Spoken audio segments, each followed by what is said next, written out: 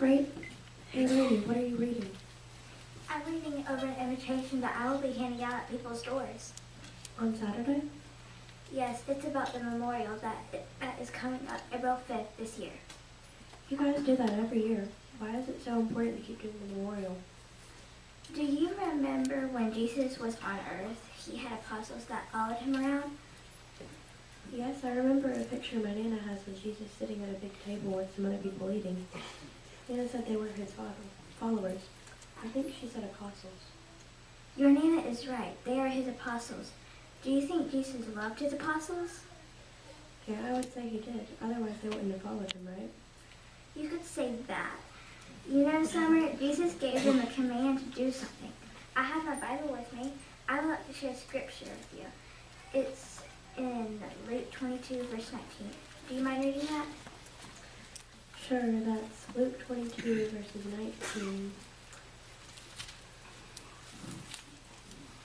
Also, he took a loaf, gave thanks, broke it, and gave it to them, saying, "This means my body, which is to be given in your behalf.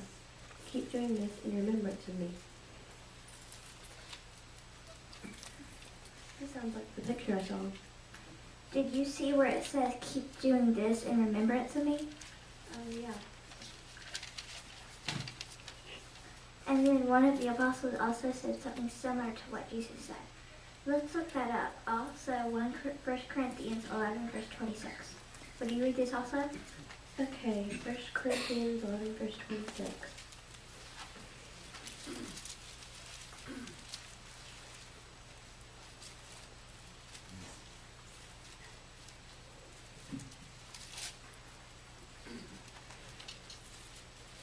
For as often as you eat this loaf and drink this cup, you keep proclaiming the death of the Lord until he arrives.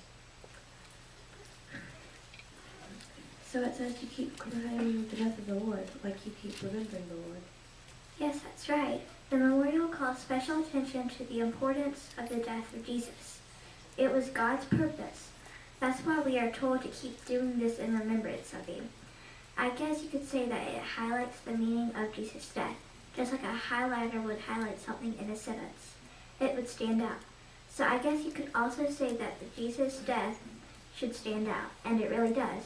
Not only his death, but the way it's in harmony with God's purpose. That's in Genesis 3:15. Genesis 3:15. Do you mind reading that one? Sure, Genesis 3 verses 15. "And I shall put enmity between you and the woman, and between your seed and her seed. He will bruise you in the head, and you will bruise him in the heel." Who gets bruised in the head and heel? This was hard for me to understand. Daddy said Jesus was bruised in the heel because you don't die from that, and we know Jesus did go to heaven after he died. But Satan would be the one to get bruised in the head because he will be destroyed and never come back. I don't know about you, but I'm ready for Satan to be bruised in the head. Yes, that would be good. Nana says he caused a lot of problems. Because Jesus proved that Adam's sin was not because of any flaw in the way Jehovah made us, it would be possible for people to maintain perfect godly devotion, even under really hard pressure. And that was Jehovah's purpose for Jesus dying, to make it possible for us to be able to live in the paradise on earth. That's what I am waiting for, living forever and never getting sick again.